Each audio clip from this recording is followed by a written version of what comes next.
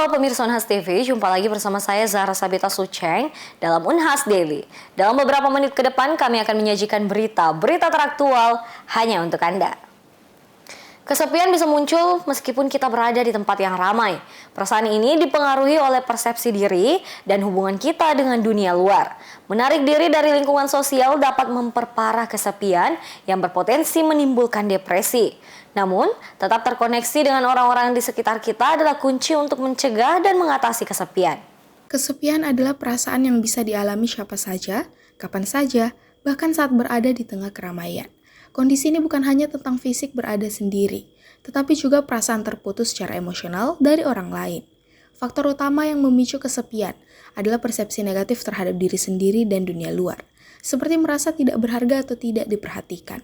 Secara psikologis, kesepian bisa berdampak serius. Ketika seseorang merasa tidak terhubung dengan lingkungan, mereka cenderung menarik diri, yang justru memperburuk perasaan sepi tersebut. Otak akan memandang ini sebagai masalah dan mencari jalan keluar. Yang pertama tadi terkoneksi dengan dunia luar, dengan dunia nyata. Jadi karena kalau hanya sibuk main gadget aja itu bisa menimbulkan rasa kesepian juga. Misal, dia terhubung secara media, tapi pas medianya diletakkan, dia tidak terhubung dengan siapa-siapa di dunia nyata. Padahal secara alamiah manusia itu memang diciptakan untuk hidup berkelompok ya. Jadi harus selalu terhubung dengan manusia lainnya. Kalau tidak, itu bisa saja menimbulkan rasa kesepian. Namun hal ini dapat menyebabkan perilaku destruktif atau bahkan depresi. Untuk mencegah atau keluar dari kesepian, penting bagi kita untuk tetap terhubung dengan dunia nyata di sekitar kita. Hubungan dengan teman, keluarga, atau rekan kerja sangat penting untuk menjaga keseimbangan psikologis. Sementara teknologi dapat membantu kita terhubung secara virtual, interaksi langsung dengan orang lain tetap tidak tergantikan. Pesannya jelas, manusia diciptakan untuk hidup berkelompok dan keterhubungan dengan dunia nyata adalah kunci untuk mengurangi kesepian serta menjaga kesehatan mental. Feni Septiani Samuel, Unhas TV. Pemirsa, di era digital sekarang ini semakin banyak orang yang mencari informasi kesehatan melalui internet, termasuk mengenai kondisi psikologis mereka sendiri. Tahukah kamu bahwa fenomena self-diagnosis atau diagnosis mandiri bisa membawa resiko yang membahayakan dan berdampak serius bagi kesehatan, termasuk kesehatan mental? Lantas, apa saja bahaya self-diagnosis bagi seseorang? Simak informasi selengkapnya untuk Anda. Dengan akses mudah ke informasi kesehatan melalui internet, banyak orang cenderung melakukan self-diagnosis, mencoba menentukan kondisi kesehatan mental mereka sendiri tanpa bantuan profesional. Namun, praktek ini memiliki sejumlah bahaya yang harus diwaspadai. Self-diagnosis seringkali didasarkan pada informasi yang tidak akurat atau tidak lengkap, yang dapat mengarah pada kesalahan diagnosis atau pemahaman yang salah tentang gejala yang dialami. Diagnosis itu kan berarti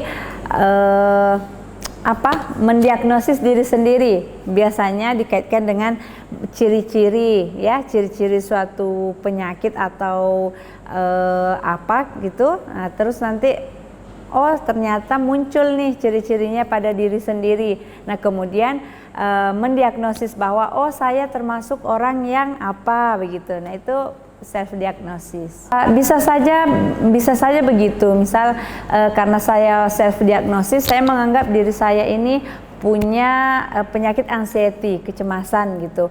Tapi sebenarnya itu belum tentu gitu kalau belum diperiksakan ke yang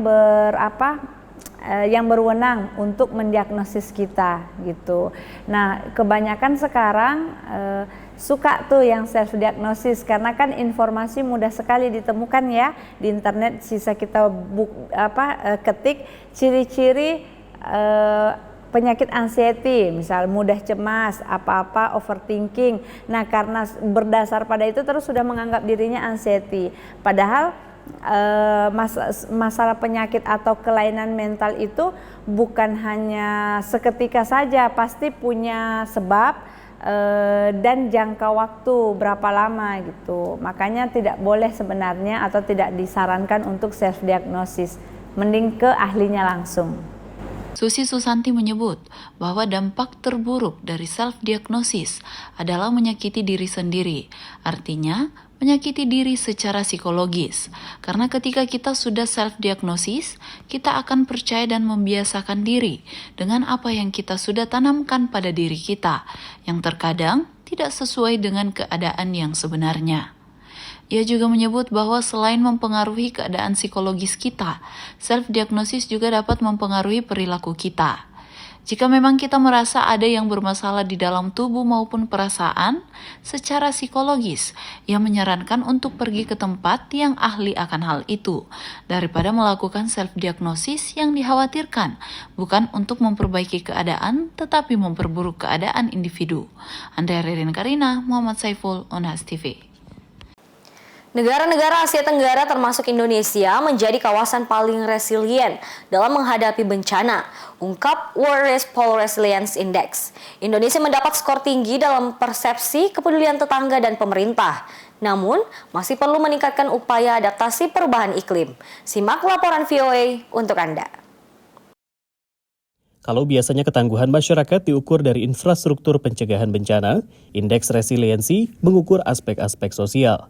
Indeks ini memetakan kesiapan diri dan rumah tangga, serta persepsi akan kepedulian tetangga dan pemerintah. Dalam indeks ini, banyak responden Indonesia percaya tetangga dan pemerintah peduli pada mereka dan akan membantu jika terjadi bencana. In Indonesia, that is 33%. It's a third of people. That might not sound like a lot, but there's only 6 countries in the world that score higher. We ask people how much that they think their neighbours care about them and their well-being, because this serves as an indication of how likely people are to act as first responders in their community and support each other if a disaster strikes. And on that metric, over 50%, over half of people in Indonesia say that their neighbours care about them. Selain Indonesia, negara-negara tetangga seperti Filipina, Vietnam, dan Kamboja juga memiliki skor tinggi. Meski begitu, Indonesia ketinggalan dalam hal sistem peringatan dini bencana. Indonesia, that rate is about 50%, but that is a bit low compared to Southeast Asian peers, where it's more in the region of 70-75%. Pemahaman resiliensi ini dianggap penting, mengingat Indonesia masuk kawasan rentan bencana.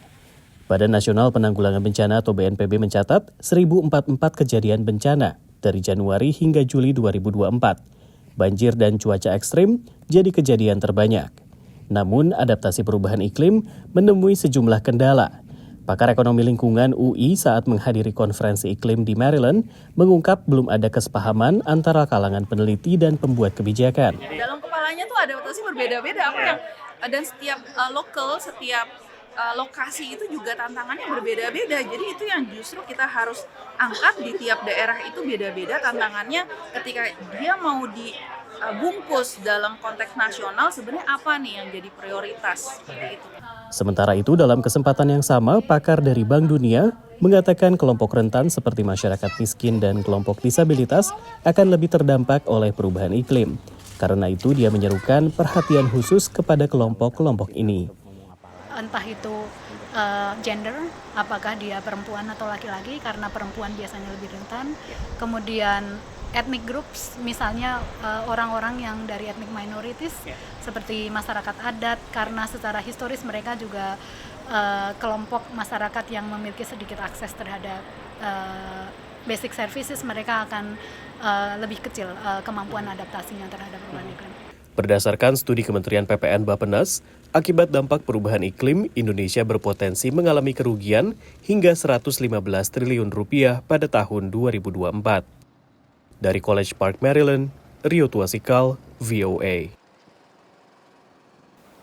Baik pemirsa, berita tadi sekaligus menutup perjumpaan kita hari ini. Jangan lupa untuk terus saksikan Unhas Daily hanya di Unhas TV. Saya Zara Sabita Suceng beserta kru yang bertugas, pamit undur diri dan sampai jumpa.